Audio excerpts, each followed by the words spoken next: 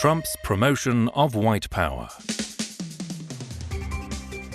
The US president is trying to show support for his fans without directly confronting the movement struggling to end police brutality and racial injustice in the country. That is challenging, and he falters. Where's your white voice? Where's your white voice? Racist! Yeah, you got it! White power! Yes, there you go, white power! President Trump had to delete a post on his Twitter page over its promotion of white power. The retweet led to outrage on social media and among the Black Lives Matter activists. This morning you said that he didn't hear the phrase white power in the portion of the video, and that when it was signaled to him that that was there, he took the tweet down. So does the president retweet other people's tweets and videos without knowing the full contents of what he's retweeting? No, he did not hear that particular phrase when he tweeted out the video. Did he listen to the video before retweeting it? He did, and he did not hear that particular phrase. That has probably affected other Trump-related pages on social media in an election year in the United States. I don't believe that President Trump deliberately was trying to promote white power based on this video. I think that in this particular instance, I'm inclined to believe the explanation. He saw a video that appeared to be some enthusiastic support from his followers, and that was enough for him to tweet it, and he did not realize that someone was saying something about white power on the video at the time. Reddit also banned some 2,000 subreddits promoting Trump on the news aggregation website, including The Donald, with nearly 800,000 members. They said that they tried to reason with this group, the Donald, for a while. They actually quarantined the group at first, but they said we've given them many opportunities to be successful. The message is clear. They have no intention of working with us, so they took this step. Twitch banned Trump temporarily, citing the spread of hate in his June 19th Tulsa rally, where he recounted the story of a very tough hombre breaking into the window of a young woman whose husband is away. It's 1 o'clock in the morning, and a very tough, I've used the word on occasion, hombre. A very tough hombre is breaking into the window of a young woman whose husband is away as a traveling salesman or whatever he may do. And you call 911, and they say, I'm sorry, this number is no longer working. Even Facebook banned some content related to white nationalism. Other attacks on Trump's social media apparatus might ensue. I believe that the majority of the American ruling class, the corporatists, the big profiteers, the ones that really call the shots in Washington, really don't want President Trump in office. And we've seen a concerted campaign to drive him from office, beginning almost immediately with his inauguration, in fact, to some degree, even before his inauguration. And what we see here, as far as the Reddit and Twitter and Facebook and so on, we're seeing a part of a larger strategy to control information. Trump has been fighting social media websites such as Facebook and Twitter from the get-go. Just recently, Twitter labeled a Trump tweet manipulated media for the first time, escalating the row between the president and his favorite social media platform. A tweet from President Trump, this time calling it manipulated media, basically that it's designed to mislead. The clip posted by the president shows a viral video, there it is, of those two toddlers, one black, the other white, hugging. You may have seen this one before. But in this new version, it's layered with ominous music and a fake CNN graphic that reads, "Racist baby, probably a Trump voter." The original real story from last year was about a friendship between the two toddlers. And it comes the very same day that Facebook removed a series of Trump campaign ads that featured. Various social outlets have responded to Trump's pressure differently. Some have succumbed, and some have resisted or even confronted the American president in some cases. by occasionally targeting President Trump and saying, well, we're going to take that tweet off, or we're going to remove that tweet, or we're going to remove that post because we say it's not truthful or it includes disinformation or whatever the reason is, that helps create and promote an atmosphere under which media censorship becomes more acceptable. I would say, however, although Trump is obviously a target, he is not the only target. Trump, however, has always used social media as an apparatus to manipulate his base directly. The president, who is mockingly referred to as Twitter-in-chief, took refuge in the world of social media to evade criticism brought forward by journalists.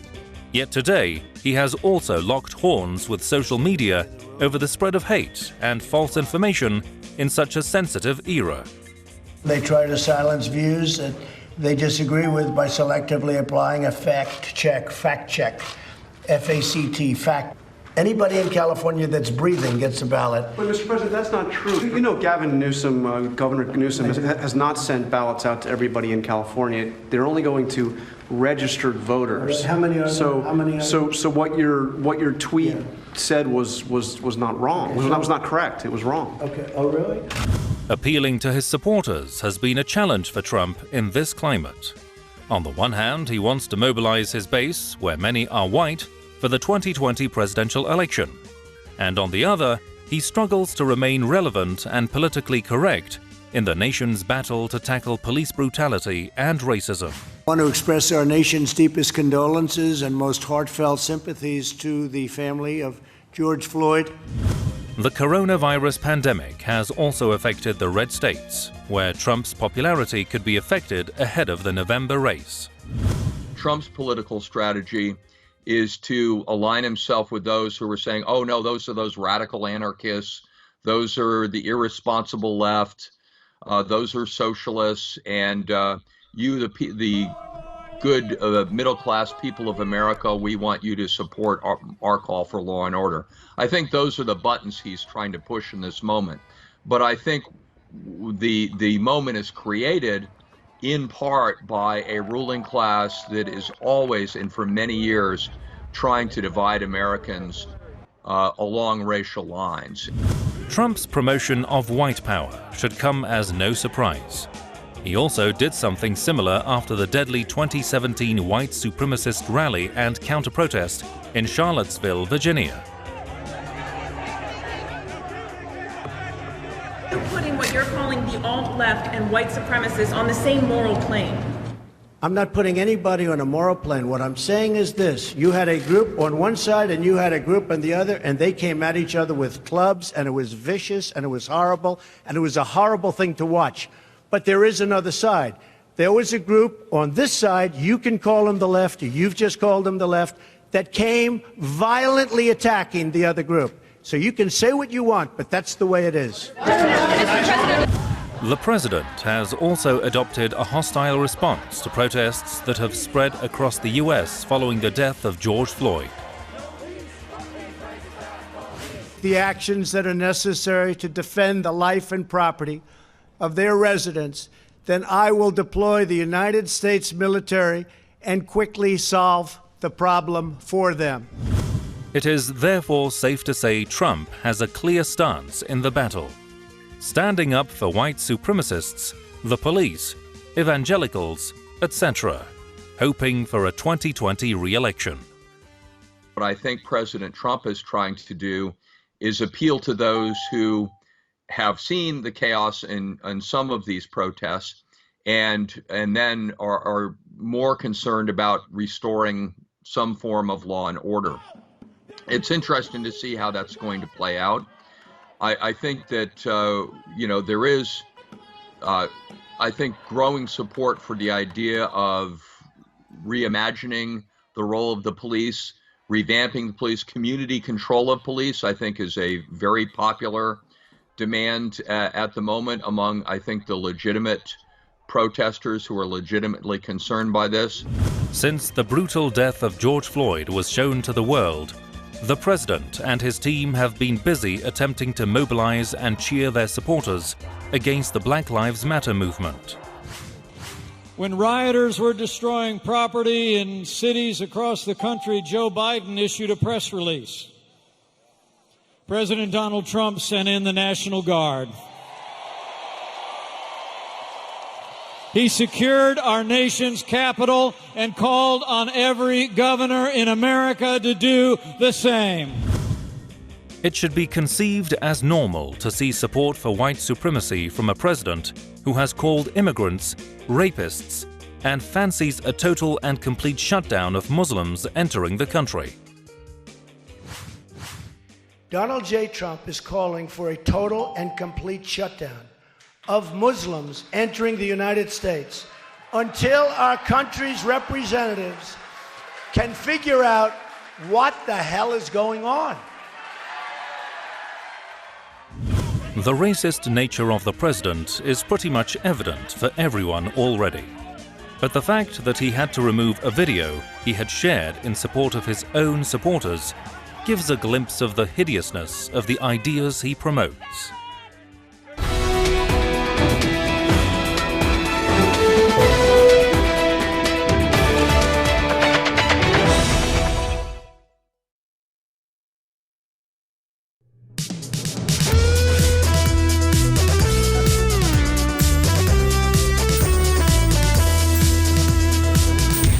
US-Israel dilemma.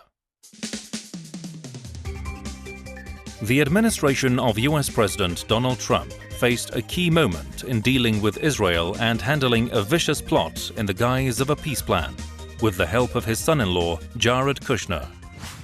If we can get people through this process to look at this problem differently and to see what the future can be, then I think that could be a very, very big successful thing. We laid out our vision, we put it on our website, it started to circulate. We've seen a ton of downloads and internet traffic on it in the West Bank and in Gaza and throughout the Middle East, and that's great. We need to start the discussion, and what we want is people to see that there can be a very bright future. Israeli Prime Minister Benjamin Netanyahu was expected to begin annexation as early as July the 1st, but his regime has had to back down for now. The adoption of Israeli law in the Jordan Valley and the Dead Sea will give security, personal security, to the residents of the coastal plain and the people of Israel. In the wake of the Zionist regime's blatant peak in land grab within the past 4 years, the planned annexation of parts of the occupied West Bank and the Jordan Valley turned into a major source of concerns within the US government. The United States has never been an honest broker. The United States has always been in the pocket of Israel, and has been since Harry Truman's time. And I think the world is realizing that the United States is isolating itself on many issues of international peace and world justice. And I think Angela Merkel has just recently come out and said that the relations between Germany and the United States may be irreparably changed because of Donald Trump. Trump has already swung the pro-Israeli pendulum too much, and supporting a system in which Israel would permanently rule over the Palestinian people and deny them self-determination or equal rights is considered going over the line even for his administration. We have before us a rare opportunity to bring security and stability and peace to this region and to its people, defeating terrorism and creating a future of harmony, prosperity, and peace. But we can only get there working together. Israel has already occupied the Palestinian lands and built settlements in the West Bank and the Jordan Valley, in violation of the international law for years, despite opposition even from inside Israel. I'm here with thousands of other Jews and Arabs who will come to protest for a future of peace and democracy that would serve the interest of both people who want to live in dignity, in freedom, and in prosperity, despite Netanyahu's horrible plans to ensure eternal war by unilaterally annexing the occupied Palestinian territories and instituting a state of apartheid. Israel could still go forward with the annexation, even if it does not have backing from the United States. The plight of the Palestinians under occupation is getting worse amid international inaction towards Tel Aviv's bullying in the region.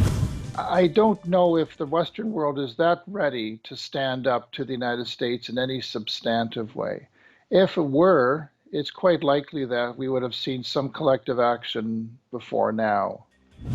The annexation has lost its self-imposed July 1st target date, but to Palestinians, gradual or sudden annexation is not different. The Palestine Liberation Organization and the State of Palestine are not bound to, as of today, all the agreements and understandings with the American and Israeli governments, and have all the obligations based on these understandings and agreements, including the security ones. The annexation is a formality for what has already been happening on the ground in the West Bank and the Jordan Valley for years. I think Netanyahu knows very well that he can count on the Trump administration's ironclad support, unfortunately. But I think he also can count on a diluted European reaction. Despite all the condemnation, we haven't seen messages from the European Union about real consequences, about a price that Israel would pay if it goes ahead with this grave violation of international law of the UN Charter. I remind the viewers that settlements in the West Bank are illegal under international law. The Hamas resistance movement has called the move a declaration of war. The Palestine Liberation Organization has also slammed Trump's peace plan, refusing to negotiate with Israelis. It's no shock.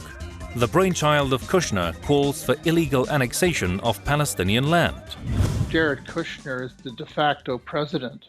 I mean, Trump is so divorced from his obligations and so utterly even divorced from his office that so many decisions and pieces of legislation are handled by Kushner. And Kushner is very much a Jewish Zionist, and so is David Friedman, who is the American ambassador to Israel. Israel's decision to cement its occupation has been widely criticized by many world countries. The message is a clear cut to Netanyahu and to Trump. You're on the one side of things, and the whole international community is on the other side of things. And it's very good for the Palestinian people to hear, okay, that they're not alone. The move has been condemned globally, not just by the Islamic world, but also by some of Israel's old allies, such as Britain, France, Germany, Australia, and even the Vatican. Global entities such as the UN and Amnesty International have also slammed the move, reminding Israel that annexation is unlawful. Annexation could irrevocably alter the nature of Israeli-Palestinian relations. It risks upending more than a quarter of a century of international efforts in support of a future viable Palestinian state living in peace, security, and mutual recognition with the State of Israel. After the annexation, Palestinians will be deprived of key agricultural land and water resources as Israel moves to legitimize one-third of occupied West Bank, where illegal settlements have already been built. I think whatever happens, it will tarnish American relations with the rest of the world for some time. Because once this is done, if it's done, and if the United States gives its backing, I don't know how easy it will be to change. The quagmire is complicating ties not just between the US and Israel, but also the Christian Zionists who link Trump with Tel Aviv. I don't know anything about an annexation plan being drawn up. I know about a sovereignty plan. Listen, all of the accomplishments in the last 3.5 years in Israel have come from fundamentally two people. Yes, the Prime Minister of Israel, Benjamin Netanyahu, but secondly, from the evangelical base in America, which I happen to be one of the 25 evangelical advisors to the president. To show the upper hand before the key foreign policy decision in the US, Israel, in part, announced the closure of an evangelical TV station over targeting Israeli Jews.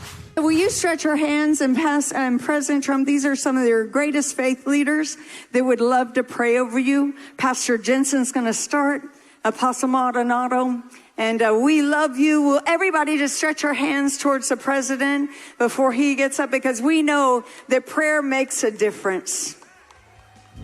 The US-Israel relationship is clearly being threatened, but Christian Zionists want to make sure that does not happen. The Christian Zionist movement in America is probably more virulent and more pervasive than the Jewish Zionist one. Now, that might sound like an odd thing to say, but the Jewish Zionists are at the top of the political food chain in America, but the Christian Zionists see in them some sort of kindred spirit. I mean, there's a really perverse marriage of convenience between Jewish Zionists and Christian Zionists, because the Christian Zionist looks down on the Jew as some sort of inferior being that will not be saved when Jesus makes his return visit.